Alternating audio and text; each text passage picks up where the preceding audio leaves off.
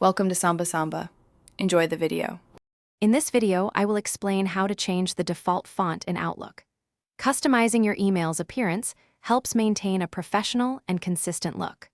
We'll walk through the simple steps to set your preferred font for all new messages, ensuring your communications always reflect your personal or brand style. This guide will help you easily apply these changes across your Outlook experience, making your emails uniquely yours in just a few moments. To set the default font for new messages, begin by opening Outlook and clicking on File, then Options. From there, select Mail in the left-hand pane. Next, click the Stationery and Fonts button. Under the New Mail Messages section, click Font. Here, you can choose your preferred font style, size, and color. After making your selections, click OK 3 times to save your changes. For replies and forwarded messages, the process is quite similar.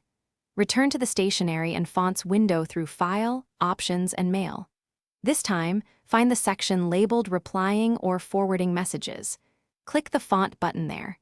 You can then select your preferred font, size, and color, just as you did for new messages. Remember to click OK 3 times to ensure all your adjustments are saved and applied correctly.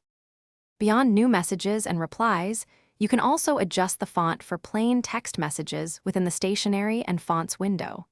Additionally, explore the Themes and Stationery options for more comprehensive visual changes. Always consider accessibility when choosing fonts and sizes, aiming for clear readability for everyone. After making any changes, compose a new email to quickly review and confirm your new default font settings are exactly as you intended.